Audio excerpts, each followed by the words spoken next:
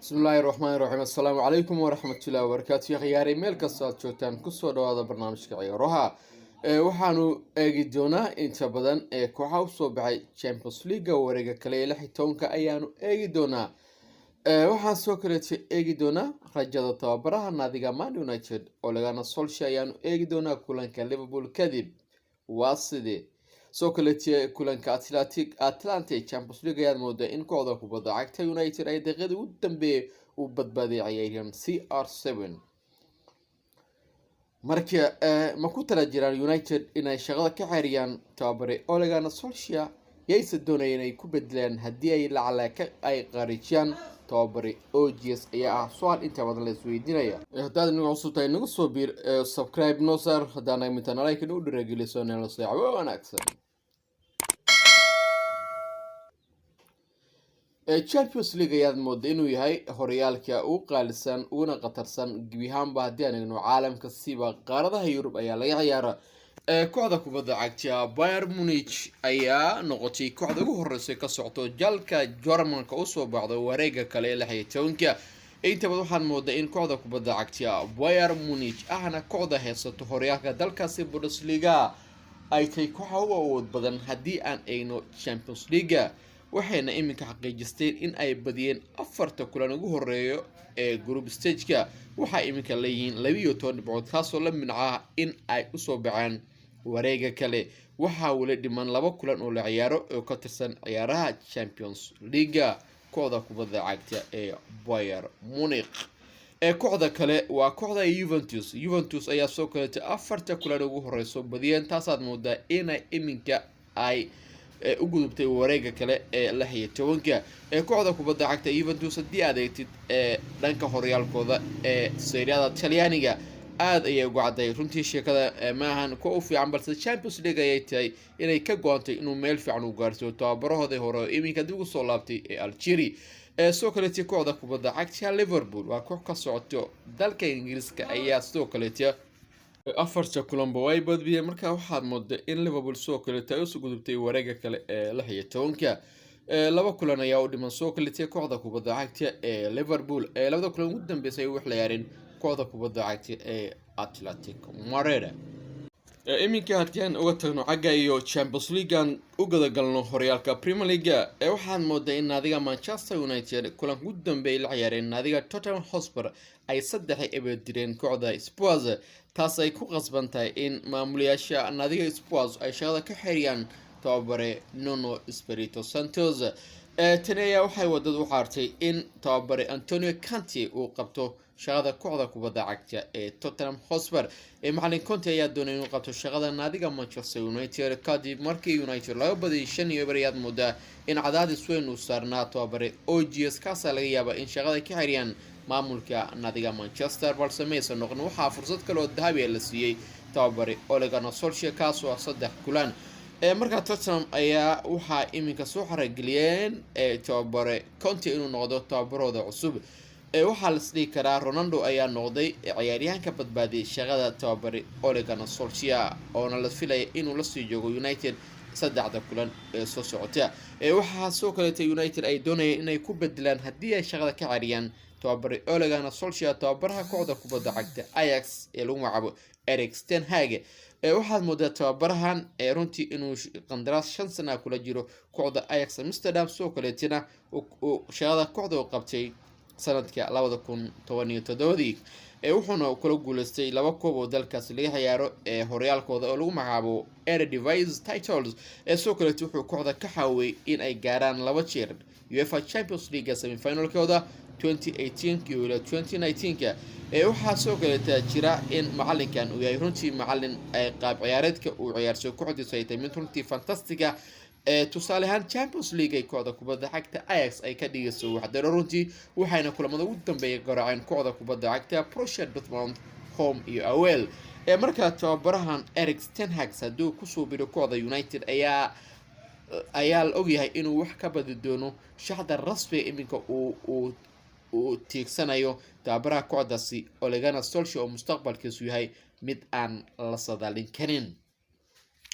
tababarahan Erik ten Hag ayaa soo kale sheegay inuu nafaantiisa jeclay inuu maamulo kooxaha weyn sida Manchester United oo kaleetii haddii uu helo fursad kale ay siiyaan kooxdaasi ku maamulo kooxda kubadda cagta The Red Devils. Dhan kale Manchester United ayaa waxay la soo dirisay dhaawacyo dhanka difaaca. ciyaaryahan Rafael Varane ayaa dhaawac soo gaaray siba kulanka Atalanta ee Champions League mooda inuu kulankiisi ay la bedelo ciyaaryahan Varane waxaa soo kale la sheegay in kabtanka kooxdaasi Maguire soo kaleetan uu yahay dhaawac kaas mooda inuu isagoo dhaawac ciyaaraya waxa arintaasi sheegay laacib Korean naadiga United Paul Scholes. Maguire mooda in qaab ciyaareedkan cusub uusan ahayn mid aad u wanaagsan inta badan oo qaladaadka uu sameeyo ayaa waxa lagu abaadgudaa in United laga dhaliyo goolal aad u fara badan tanaad mooda in wili United ay darbaco weyn ku tahay sportigi akhyari wana inta aad u maasantiin waqtigiina.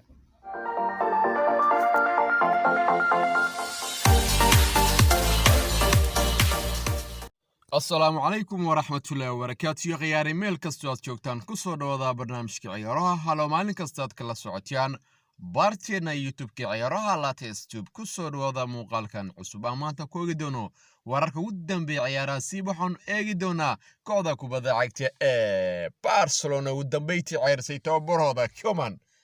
waxaan soo kale eegi doonaa kulamada calaytool ciyaaro ka tirsan La Liga Spanish ka ayaan soo kale eegi doonaa iyo sababta uu mutaystay in la xiriiro tababaraha kooxdaasi Catalan iyo dabcan Serie A Talyaaniga ayaan eegi doonaa waxaan soo kale eegi doonaa kulanka kale ee la ciyaaray dalka Ingiriiska ee Carabao Cup-ka kooxaha in qaarkood ay mooday inay sigteen qaarkoodna laga badiyay ayaanu eegi doonaa kooxda difaacanaysa koobkaasi halkii ay ku dambeysay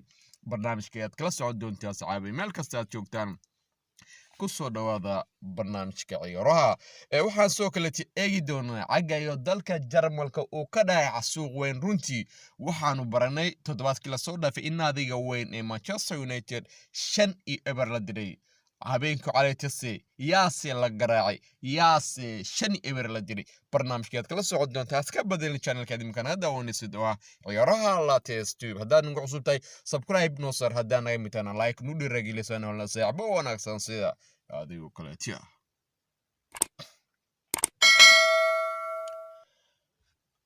tababaraha kooxda kubadda cagta Catalan ee Barcelona Koeman ayaad moodeen shaqada laga xiriiriyay madaxweynaha kooxdaasi Laporto ayaa hadalkaasi saaciyay siba barta Twitter-ka waxaana si cad u sheegay in Koeman laga xiriiriyay shaqada naadiga Barcelona tababarahan ayaa shaqada kooxdaasi hayay 14 bilood ciyaareedkan cusub ayaan moodaa in kooxda kubadda cagta Barcelona aysan ku bilaawin sida loo yaqaan Parkia waxaana ka tagay laacibkooda weyn Lionel Messi calayto soo kaleetay waxaa ka badisay kooxda yar Rayo Vallecano hal iyo eber gool u dhalay ciyaaryahan Romelu Falcao laacib kore naadiga Monaco iyo waliba Man United soo kaleetay ciyaaryahan Memphis Depay ayaa gool ku leedahay heshay naadiga Barcelona ka qasare kaasaad moodaa inay wadadu xaartay in Koeman shaqadiisu halkaasi ku beeldarayo iminku waxaan moodaa in kooxda kubadda cagta Barcelona laga badiyay ciyaareedkan leh kulan runtii Champions League laba jeer ayaa laga badiyay kooxda kubadda cagta ee Bayern Munich iyo waliba Benfica halkaad moodo in soo kale La Liga kooxda laga badiyay 4 jeer kooxda kubadda cagta Barcelona ayaa iminka ku jirta kaalintii aan looga baranin taasaad moodaa in inta badan ay u dulqaadan waayeen jamaahiirta kooxda kubadda cagta Barcelona ku qasabtay in Koeman uu daaqada ka baxo Barcelona ayaa ku jirta iminka kaalintii sagalaad aan dhaho caga iyo Isbaanishka soo kale haddii aan weli ku sii jirno kooxda kubadda cagta ee Real Madrid ayaa habeenku calaytiya bureega loo qatay kadib markii ay eber la dhaafaysay kooxda kubadda cagta Osasuna ciyaartaas ayaad moodaa inay ka dhacayso garoonka weyn ay leedahay naadiga Los Blancos ee Bernabeu Stadium kooxda kubadda cagta ee Real Madrid ayaa ilaa iminka hoggaanka hayso iyagoo ku hogaaminaya 22 dhibcood balse waxaan moodaa in dhowr kooxood ay leeyihiin isla dhibcaha soo kale caga iyo Carabao dalka Ingiriiska haddii aan aadno asxaabay waxaa jira kulamo derby oo la ciyaaray haddii aan ku bilaawno oo kulamo qaarkooda kooxda kubadda cagta ee Tottenham Hotspur ayaa hal eber jirtay naadiga Burnley gool u dhaliyay ciyaaryahan Lucas Moura waana goosha kale ku badisay naadiga Spurs kulanka kale derbyga oo la yaab kale la wada sugay kulankii dhexmaray naadiga West Ham United oo la ciyaarayso naadiga Man City kulankaas ayaad moodaa in waqtigii loogu talagalay ciyaarta ay kusoo idlaatay eber goolkulaad ayaa kooxda kubadda cagta ee Hammers West Ham United ay dirtay kooxda kubadda cagta Manchester City gebi ahaanba ka xirib jirtay koobkan FA Cup-ka Liverpool ayaa 2-0 dirtay kooxda kubadda cagta Preston ciyaaryahan Origi iyo Milemiano ayaa goolasha u kala leeyay kooxda kubadda cagta The Reds soo kaleete kooxda kubadda cagta Brentford waana koox iminka usoo dalaaday cagayo Premier League ayaa waxa ay 2-0 dirtay naadiga Stoke City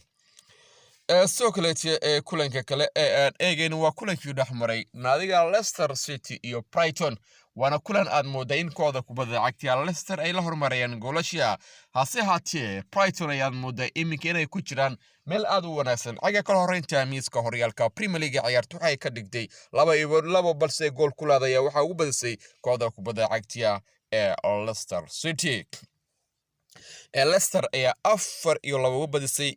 cagayo gool kulaadka iminka waxaad moodaa in koobkan Carabao Cup ay isku soo hareen 8 kooxood oo kaliya kooxda kubadda cagta ee Manchester City hogaamiye tababare Pep Guardiola ayaa gibihaanba laga xiribtiray koobkan Carabao Cup-ka waana kooxda difaacanayso koobkan haddii aad eegtid inta badan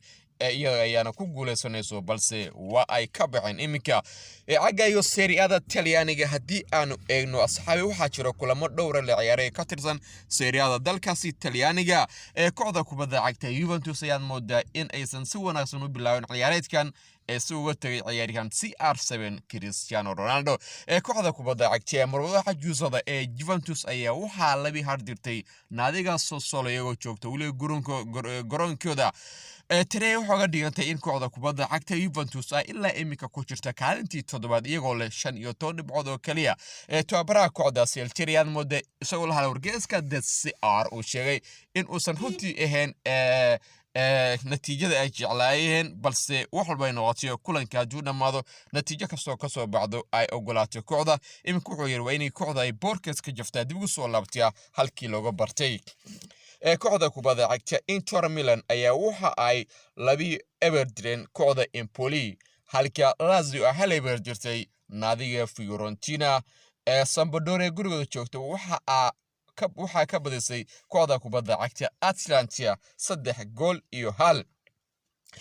Milan ayaa hore u badisay kala horeyntii haddii aan waxa wali hoggaankeesa kooxda kubadda cagta AC Milan oo leh 28 dhibcood halka Napoli ay leedahay 25 balse waxay leedahay kulan kale oo faa'iido baaqiya Inter Milan oo ku jirto kaalintii 3aad waxa ay leedahay 21 dhibcood kooxda kubadda cagta Roma hogaamiyo tababare Jose Mourinho the special one oo habeenkii calatiyo 1-0 ku badisay ayaa waxay ku jiraan kaalintii 4aad iyagoo leh 19 dhibcood kooxda kubadda cagta Juventus habasheenba waxay cayaynayeen ku jiraan kaalintii 7aad iyagoo leh 15 dhibcood marka haddii aan dib ugu laabano aan falaqayn ku sameeyno kooxda kubadda cagta Juventus ayaa moodaa in cagaagii la soo dhaafay kooxda kubadda cagta Inter Milan ay ku guuleysteen horyaalka dalkaasi 10 sano kadib iminkase Juventus wali banaanka ay ka joogtaa caga hanashada koobka caga iyo Jarmanka haddii aan eegno waxaa jira runtii kulan ka tirsan laga ciyaaro dalkaasi Jarmanka oo lagu magacaabo German DFB Pokal waana kulan habeenkii xalay u dhaxay kooxda kubadda cagta Mönchengladbach iyo naadiga Bayern Munich inkastoo ognahay in sidii ay wax u socdeen dhanka Bayern haddii aanayno Champions League iyo Bundesliga ay kooxda kubadda cagta Bayern ay soo bandhigeen ciyaar aad u wanaagsan iyo guulaal balse calaytio waa lagu tumtay waa la garaacay 5-0 ayaa waxaa jirtay kooxda kubadda cagta Mönchengladbach runtii waa guuldaradii weyneed ee soo gaartay kooxda kubadda cagta Bayern Munich muddo 10 sano kadib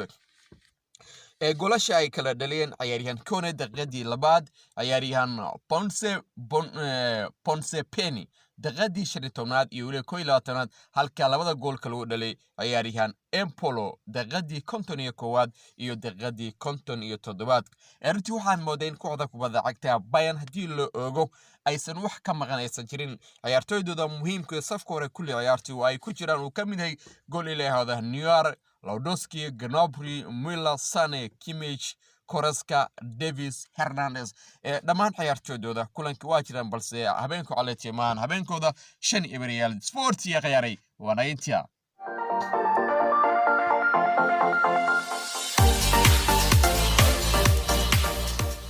السلام عليكم ورحمة الله وبركاته يا غياري ميل كاستيات جويتان كسو دوada barnaamijka ciyaaraha halo meel kastaad kala socotiyaan barteena youtube-ka ciyaaraha la teestub kusoo dhawaada muuqaalkan cusub aan maanta ku eegi doono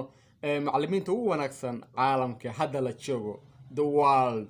best coaches in the world currently imika la joogo ayaanu eegi doona annagoo eegi doono macallimiintan inta koob ay ku guuleysteen wadamadii ay u dhasheen iyo waliba kooxaha ay ilaa imika ay maamulaan ayaanu eegi doonaa runtii waxaan moodaa inta badan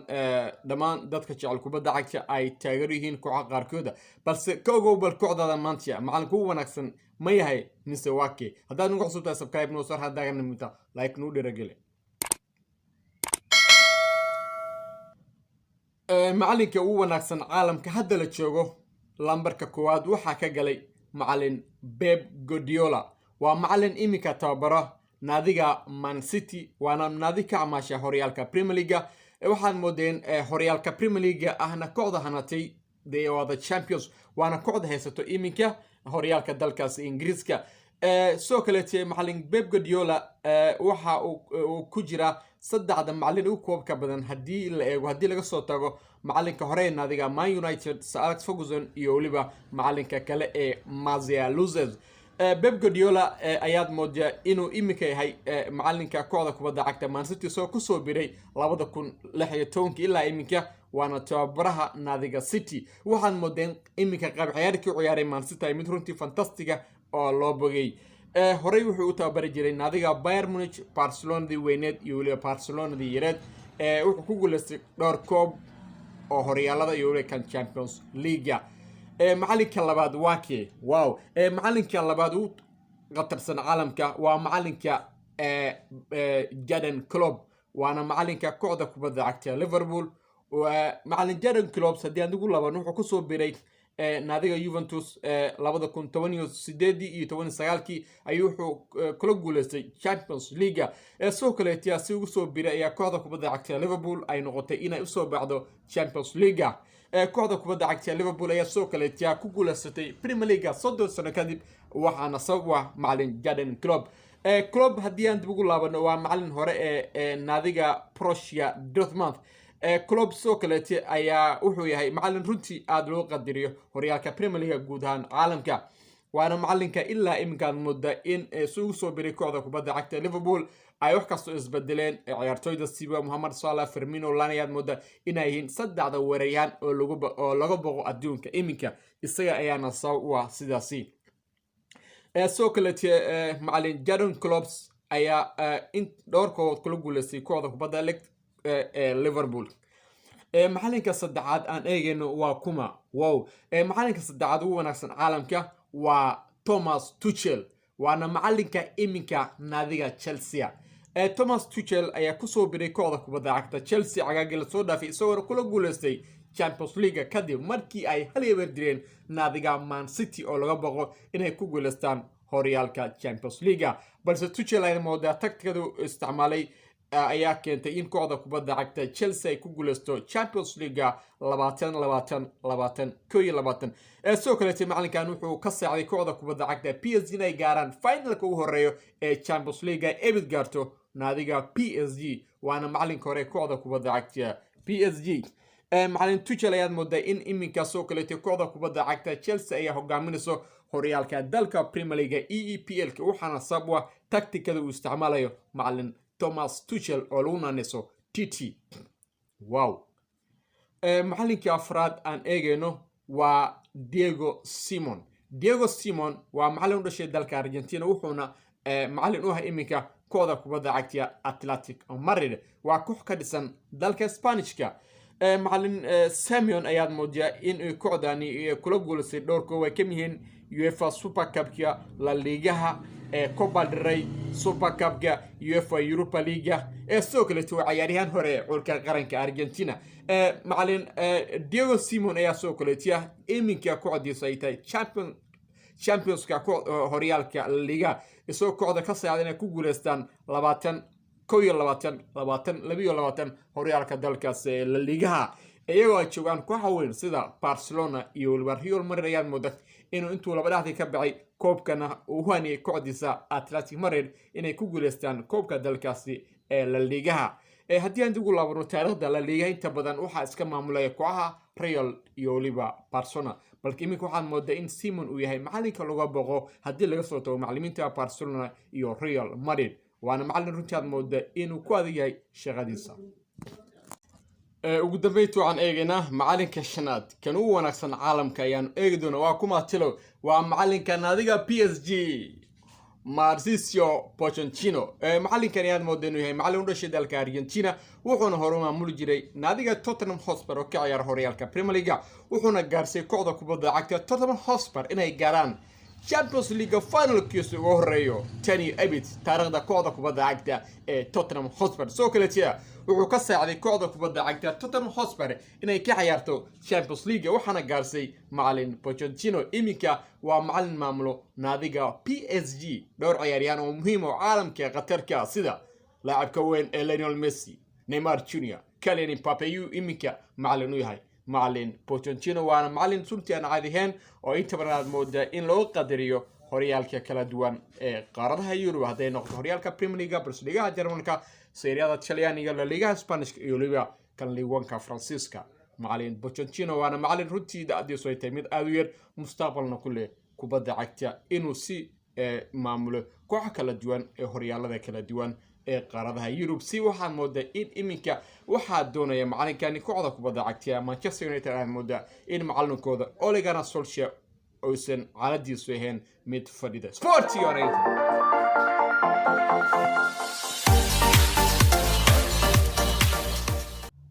السلام عليكم ورحمة الله وبركاته خياري ميل كاستاد جوجتان كسو دوادا برنامجka Afaqlaada ciyaaraha hala maalin kastaad kala socodjaan barteena YouTube-ka ciyaaraha Lattes Tube kusoo dhawaada muuqaalkan cusub maanta koogi doono wararka ugu dambeeya ciyaarasiiba waxaan eegi doonaa horyaalada kala duwan ee qaaradaha Yurub oo la ciyaaray iyo dabxan siiba waxaan inta badan aan diradda saari doona kulamada Premier League ahna kan ugu xiisaha badan ugu daawashada badan caalamka tusaalahan waxa jiro kulamooyin weyn oo la ciyaaray shalayto The Big Six kooxaha ugu weyn horyaalada Premier League ayaa shalayto la ciyaaray koox qaarkood ayaa bureega loo qabtay koox qaarkoodna waa laga badiyay qaar ka midna waa ay bashaaleen waa ay badiyeen kala horeynta miiska horyaalka ayaa soo kaleetay isbedel weyn ku yimid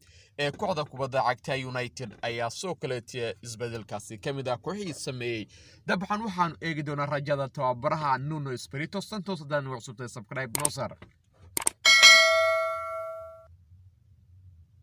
haddii aan ku bilaawno horyaalka Premier League kulamada shalayto la ciyaaray kulanka ugu horeeyay ayuu wuxuu dhaxmaray naadiga Leicester City oo soo dhaweysay The Gunners waana kulan runtii aad moodaa inuu yahay kulanka toddobaadka waana kulanka la dhigi karo wuxuu ka mid yahay kuwa u kulul haddii laga tago United iyo Spurs kooxda kubadda cagta The Gunners ayaa gool fantastica oo testa la hormartay waxaana goolkaas u dhalay ciyaaryahanka u dhashay dalka Brazil kana ciyaara difaaca kooxda kubadda cagta The Gunners Gabriel sayad moodaa in kooxda kubadda cagta The Gunners daqiiqadii 9 heshay goolkoodii waxaana goolkii labaad u dhalay daqiiqadii 18 ciyaaryahanka Adayer Rosa waana runtii goolaad moodaa inuu yahay gool runtii mucjiso oo fantastic aad moodaa inuu ka mid yahay goolasha ugu wanaagsan kuwa la dhalay shalayto qaybtii hore ciyaartu waxay ku soo dilaatay 2-0 ay hogaanka ku haso naadiga The Gunners waxaa la isdhahay kooxda hogaamiyo Maxamed Rodriguez dib ayay laba kacleen ku sameyn doontaa hase ahaatee maysan noqon ciyaartu waxay ku soo dilaatay faa'iidada kooxda kubadda cagta The Gunners ay ku badiso 2-0 sidaan ay wax u soo tiirsadeen kaalintii shanaad kulanka kale oo la ciyaaray waa kulan dhexmaray naadiga Newcastle United iyo waliba kooxda kubadda cagta Chelsea ahna kooxda hogaaminayso horyaalka Premier League qaybta Real Madrid fursado badan oo dahabi iska qasaareen kooxda The Blues ciyaaryahan ciyaaryahankooda ee u dhashay dalka Morocco ayaa moodaa inuu fursadooyin badan oo dahabi ka khasaaray kooxda kubadda cagta Chelsea ciyaaryahan Ziyech hase haatee qaybtii labaad markii la isku soo laabtay ciyaaryahan James ayaa 2 gool oo degdeg u dhalay kooxda kubadda cagta Blues goolkii saddexaadna waxa uu soo raacay ciyaaryahan Jorginho runtii waa gool aad moodaa inuu yahay mid mucjiso ah mid runtii aad looga dhacay si fantastic ku dhalay waana gool kulaad ah heshay naadiga Blues imika waxaad moodaa in sida aad moodo Chelsea inay noqotay kooxda hogaaminayso horyaalka EPL-ka kulanka kale aan eegayno waa kulankii dhexmaray naadiga Manchester City ahna kooxda difaacanaysa horyaalka Premier League ayaad moodaa inay soo dhaweysay kooxda kubadda cagta Crystal Palace oo horkacayo laacibka hore naadiga The Gunners ciyaartii qaybtii hore ciyaaryahan Zaha ayaa gool u dhalay kooxda kubadda cagta Crystal Palace nasiib daro kooxda City waxaa soo kale kaarka casaanta ka qaatay difaacooda Laporte سيد مودين قيب فرعيتي كسو دلاتي هل يبرا كو غامنيسو كوخدا كوبادا عاجتي كريستال بالاس runtii badan waxa la dhigi karaa kooxda City waxay sameyn doontaa what a comeback hasaatay Mason noqon ciyaaryahan Carragher ayaa goolkii labaad ka dhalay kooxda kubadda cagta City oo joogto Etihad Stadium sida ayana looga badiyay kooxda kubadda cagta ee Manchester City 2 gool iyo ever tababaraha kooxdaasi Pep Guardiola la helo wargeyska Sky Sport kulan kadib ayaa sheegay in kooxda kubadda cagta Crystal ugu qalantay guusha wow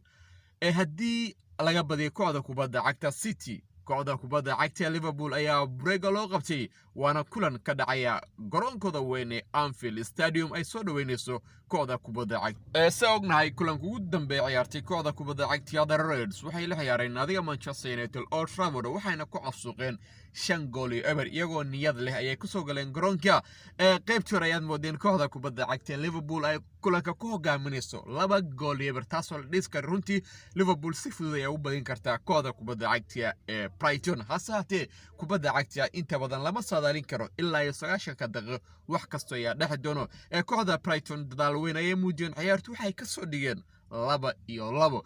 Liverpool ayaa moodeen caadi u noqotay mid runtii aan la saadaalin karin jahwareer ayaa la soo gudbay kooxda kubadda cagta The Reds waxa ay gaareen hal mar ee ciyaarta naga dhameeya solbay noqotay kulanka ay wax ku soo idlaaday 2-2 taasoo faa'iido ah kooxda kubadda cagta Brighton kulan kale oo la ciyaaray waa kulan derby kulankii dhexmaray naadiga Tottenham Hotspur iyo waliba Manchester United inkastoo inay United laga soo badiyay 5 gool eber kulanka ugu dambeeyay balse kulankan ayaad moodaa in shaxda uu bedelay tababare Ole Gunnar Solskjaer moodaa inta badan inay saaran tahay cadaadis weyn wuxuu ku soo galay qaab 3-5-2 qaabkaas aad moodaa in tirta badan oo ku ciyaaraya qad ka dhaca oo runtii inta badan uu ka dhigay mid fantastika oo derby oo la mari karin ciyaaryahan Cristiano Ronaldo ayaa qaybtii hore dhamaadkeeda gool fantastic oo dhalay daqiiqadii 39 kooxda kubadda cagta ee Manchester United ayaana hoggaanka qabatay waxaana goolkii labaad u dhalay qaybtii labaad ciyaaryahan Cavani gool ka soo shaqay isla ciyaaryahan CR7 soo kale ciyaaryahan Rashford oo gadaal ka soo galay ayaa goolkii saddexaad u dhalay naadiga Manchester sayna 3 ay wadreen kooxda kubadda cagta Sport iyo ciyaaryahan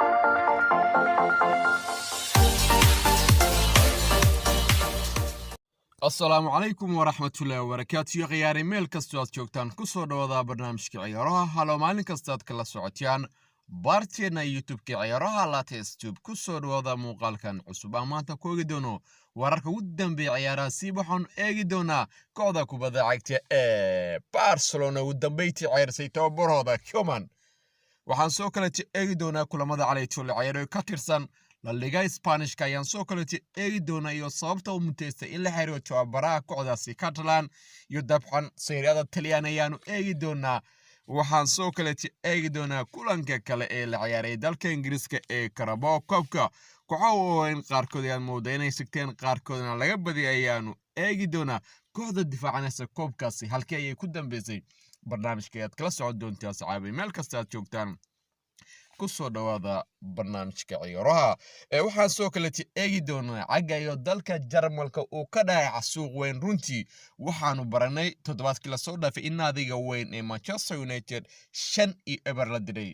habeenka caleetasi yaase la garaacay yaase 5-0 la diray barnaamijkeed kala socod doontaa iska badal channelka imkan hadda wanisid oo ciyaaraha la testube haddaan ugu cusubtay subscribe noo sar haddaan ay mitana like nu dhiragelisan oo la saaxiibo wanaagsan sida adigu kale tia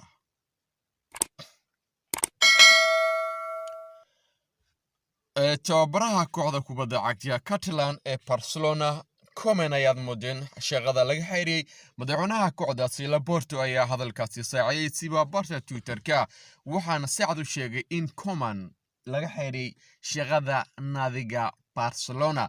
tababarahan ayaa shaqada kooxdaasi hayay 14 bilood cali ciyaareedkan cusub ayaan moodaa in kooxda kubadda cagta Barcelona aysan ku bilaawin sida loo yaqaan Parkia waxaana ka tagay laacibkooda weyn Lionel Messi calayto soo kaleetay waxa ka badisay kooxda yar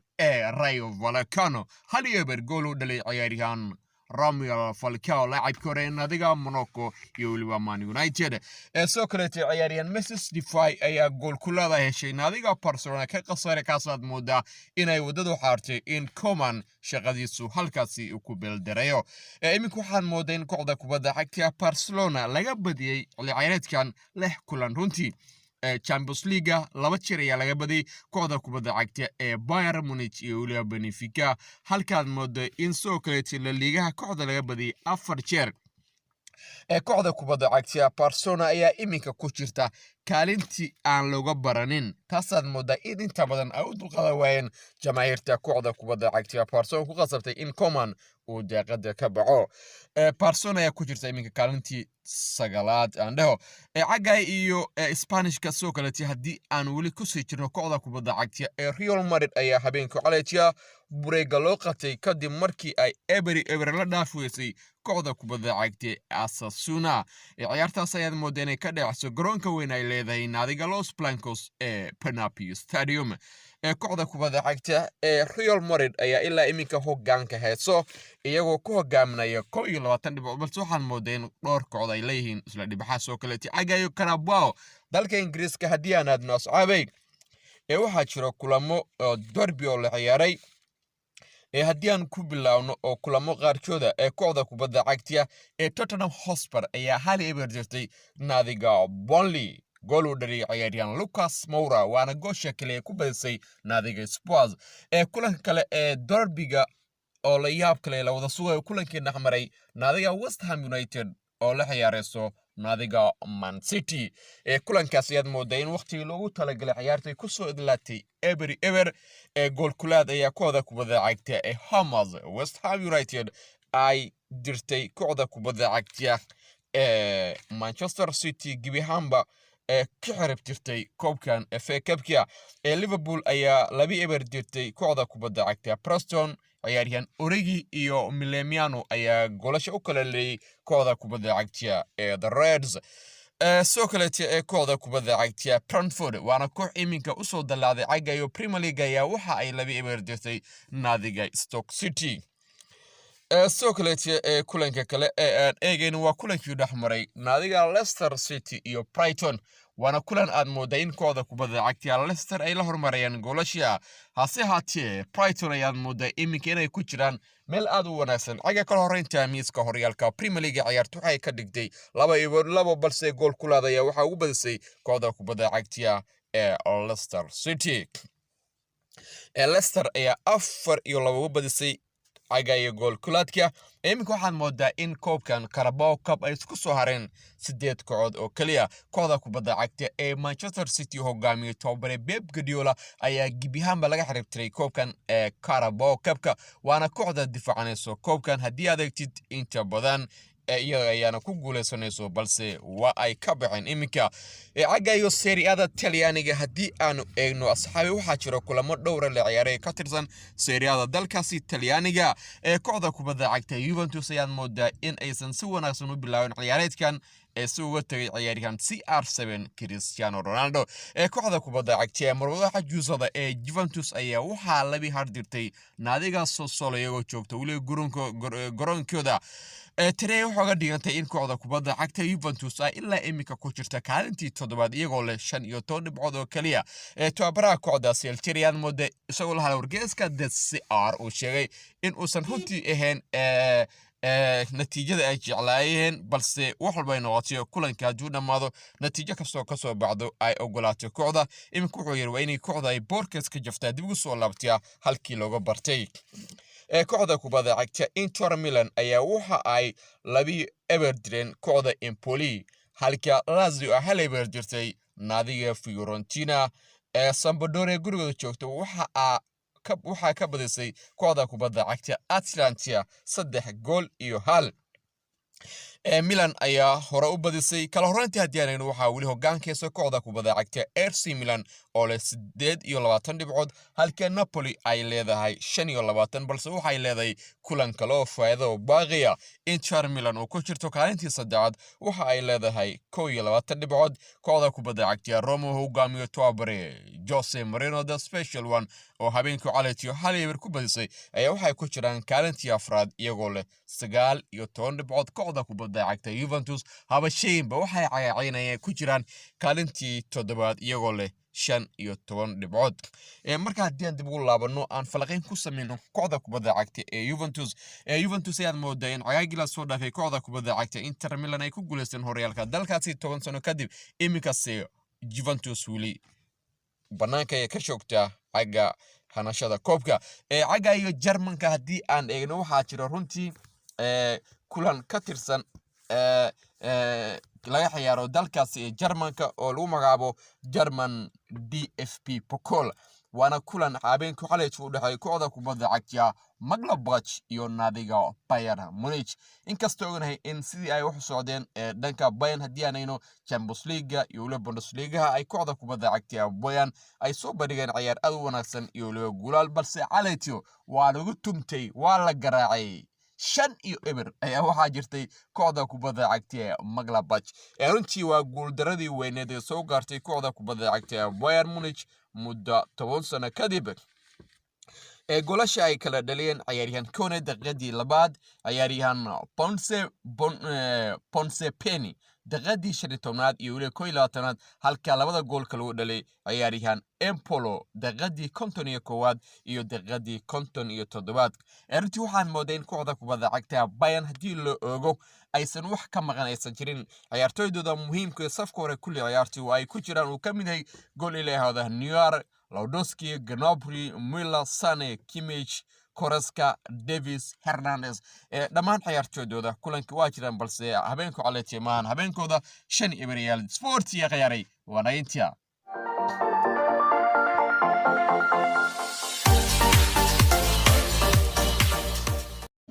ahlan wasahla waxaan moodaa in labada Manchester ay calaadi ku cuntay toddobaadkan inkastoo ognahay in maalinta Berito ay Sabtida duu alla rally ka noqdo ay jiraan kulamo ka tirsan horyaalka Premier League tusaaleyn hadii aan naadiga Manchester United moodeen naka dhaawac sida Magua iyo Varane moodeen kulanka Brito Leicester ay saydo inkastoo wararkan helayna sheegayaan in Magua la filayo in lagu soo bilaabo dhanka keedka waxa soo kala jira in kulamo ka tirsan Israelka koobka adduunka cagayo dalka Koonfurta America la ciyaaray dhowr ciyaaryahan oo ka tirsan labada Manchester ayaa la filayo kulanka Brito inay ka maqnaan doonaan ciyaaryahan Fred soo kala Cavani Jesus Addison iyo waliba waxaan moodaa in Fabinho ka tirsan Liverpool aad moodo in Brito aysan macquul ahayn inay kulamadaasi ay qayb ka inkastoo ognahay in warar kale ay sheegayaan in loo diyaariyo diyaarad qaasad moodaa in la filayo in hadii hatta ay noqoto keedka ay ka soo gaari doonaan kulamada Brito السلام عليكم ورحمة الله وبركاته يا خياري ميل كستات جوجتان كسو دوادا برنامجك عيارها حالا مالي كستات كلا سعوتيان بارتينا يوتيوب عيارها لا تيستوب كسو دوادا مقال كان عصوبة عن ما انتو كويق دونا وركو الدنبي عيراسي وحانو ايق دونا كولا كو الدنبي على تشيلي عيري كاترسان يوفا نيشن ليغي دبحان وحان سوكاليتو ايق دونا CR7 لاعبكا ناديغا مانشستر يونايتد كو غوليستي abal marintii ciyaaro ku wanaagsan bisha September maxaase ka dhareen maxaase ka qoran wargeysyada maxaase ka yaadeen taageerayaasha kubadda cagta caalamka oo dhan ayaan eegi doonaa annagoo inta badan diiradda saari doono xagga Twitter-ka aan booqday warar aan ka helnay iyo warar kale oo dheeraada ayaan idin haynaa. waxaan soo kale eegi doonaa inta jeer ku guuleystay Ronaldo laacib ku wanaagsan horyaalka Premier League. soo kale kulanka calayto weyna ee Belgium-ka Faransiiska ayaanu warar dheeraada ka haynaa. haddaad nagu cusub tahay ama tay marka hore soo booqat channel-keena subscribe noo saar. haddaad naga mitana like nu dhiirigeliso nolol saaxiibo wanaagsan si aad oo kale ciyaaraha latest tube ku soo dhawaada muuqaalkan cusub. inta badan wargeysada caalamka ayaa wax weyn ka qoran siba hadalhaynta si Ronaldo ugu guuleystay laacib ku wanaagsan horyaalka Premier League siba bisha September ayaanu eegi doonaa.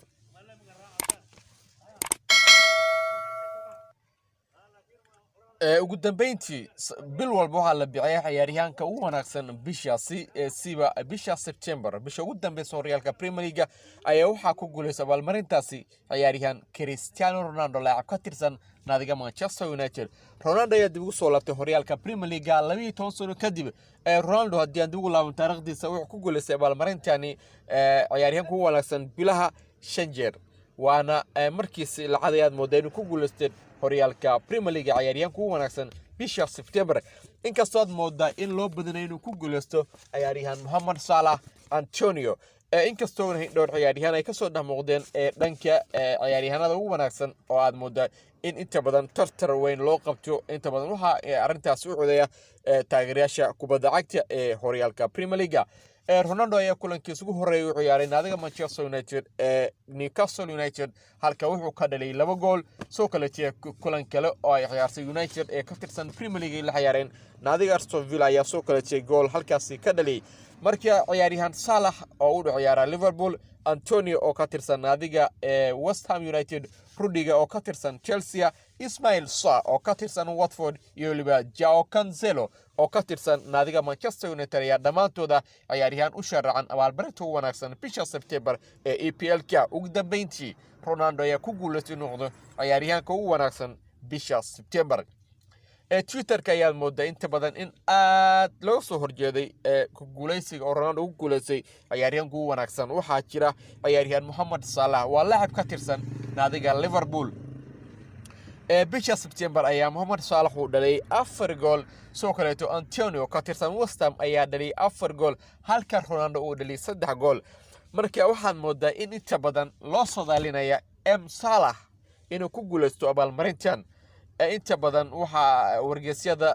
ka faalooday ciyaaraha waxay leeyihiin Mohamed Salah runtii waa la qiyaanay. dhanka Twitter-ka haddii aanay waxa la yiraahdo runtii Ronaldo nasiibka ayaa la jiro ama se magaca Mohamed ahaan ayaad moodaa in inta badan ay u leexdeen taageerayaashii ay u codeeyeen CR7. inkastoo ognahay in haddii adeegto Cristiano iyo Mohamed aad moodaa in inta badan ay taageerayaashu raaceen xagga Cristiano. haddii aan aadno kulanka calayto kulanka derbiga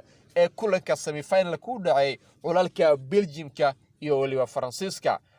marka waxaan moodaa in kulankaas yahay kulan derbi runtii la dhihi karo koox kasta ayaa badin karso. hase haatee xulka qaranka Belgium-ka ayaa moodaa in qaybtii hore ciyaartu ay inta badan waxay soo bariyeen ciyaar fantastic runtii dhammaan taageerayaasha ay aad ula dhaceen. ciyaaryahankooda koowaad ciyaaryahan Carrasco ayaa goolkii koowaad u dhaliyay xulka qaranka Belgium-ka daqiiqadii 13 halka ciyaaryahan Lukaku u dhaliyay goolkii labaad xulka qaranka Belgium-ka daqiiqadii 40aad. qaybtii hore ayaa moodeen ciyaartii ku soo idlaatay 2 gool iyo eber hoggaanka ku hayso xulka qaranka Belgium. runtii lama dhaheen Faransiiska ayaa badinaya inkastoo uu in kubadda cagta aan la sadaalin karin. hase haatee xulka qaranka Faransiiska ayaa moodaa inay sameeyeen what a comeback. daqiiqadii 62aad ciyaaryahan Karim Benzema laacib ka tirsan naadiga Los Blancos ayaa goolkii koowaad u dhalay xulka qaranka Faransiiska waxaana goolkii labaad isla daqiiqadii 69aad u dhalay ciyaaryahan Kylian Mbappe laacib ka tirsan naadiga PSG goolkii labaad. si ayaad moodeen ciyaartu noqotay mid iminka Bracha la dhihi karo koox kasta ayaa badin karto. daqiiqadii ugu dambeysay 9 ciyaaryahan Hernandez ayaa gool dahabi gool fantastic ay u baahantay xulka qaranka Faransiiska halkaasi ka dhalay. ciyaartu waxay noqotay in xulka qaranka Faransiiska ay ku badiyaan 3 gool iyo 2. Belgium-ka ayaa sidaas ugu haray ciyaartan UEFA National League xulka qaranka Faransiiska ayaa sida fadhiyo finalka. ciyaarta finalka ayaa la filayay in lagu ciyaaro maalintii cadda ee dalka Talyaani siba garoonka weyn ee San Siro Stadium ay leeyihiin kooxaha Inter iyo waliba AC kulankaasi aad moodo inuu yahay runtii kulan aad la wada sugaya haddii aan dib ugu laabano taariikhda koobkan UEFA National League aad mooda inuu yahay markiisi labaad oo la qabanaya waxaana koobkan haysto xulka qaranka Portugiiska iminka labadan kooxood ayaa dhanka sadaashaad mooda inta dadku ay leeyihiin Isbaanishka sidii hore maahan way ka dhamaatay waxaana soo kale la dhigi karaa iminka Faransiiska ayaa loo badinay ku guuleystaan inkastoo horey loo sheegay Faransiiska iyo Belgium kooxdii soo bacda ayaa loo badinay ku guuleystaan kulankan finalka UEFA National League inkastoo inta badan aan la sodaalin karin kubadda cagta 9 daqiiqo ayaan ku war sugeynaa waxay noqon doonaan maalintii cadda kulankaasi san hore u sheegay wuxuu ka dhacayaa garoonka San Siro ay leedahay naadiga Inter iyo AC Milan ayaa isku leeyahay garoonkaasi runtii calayto kulankii haddii aan dib ugu laabano waxa aad uga soo dhaxmooday ciyaaryahan Paul Pogba laacib ka tirsan naadiga Manchester United ayaa mooday inta badan oo sameeyay wax la yiraahdo Indribble Sport iyo khayr ay wanaagsan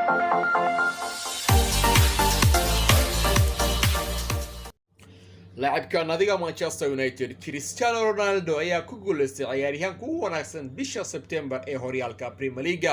Ronaldo ayaa 3 gool ka dhaliyay bisha September horyaalka Premier League guud ahaan waxaa jira Mohamed Salah laacib ka tirsan naadiga Liverpool oo soo koleetay dhaliyay 4 gool Antonio oo ka tirsan naadiga West Ham United ayaa soo koleetay 4 gool dhaliyay inta badan waxaa loo badinayaa in September uu ku guuleysto ciyaaryahan Mohamed Salah hase ahaatee waxaad moodaa in maanta ugu dambeeyay ay soo baxday inuu ku guuleystay ciyaaryahan ku wanaagsan bisha September ciyaaryahan CR7 لاعب ka tirsan naadiga Manchester United 12 sano kadib ayuu dib u soo laabtay Old Trafford imkase wuxuu qaatay ama ku guuleysay abaalmarintiisa ugu horeyso ciyaaryahan ku wanaagsan bisha September inta badan waxaad moodaa in taageerayaasha aad u qaylinayaan sababtoo leh ciyaaryahan Mohamed Salah runtii waa la qeynay ugu dambeeyay Ronaldo ayaa noqday the best player of the month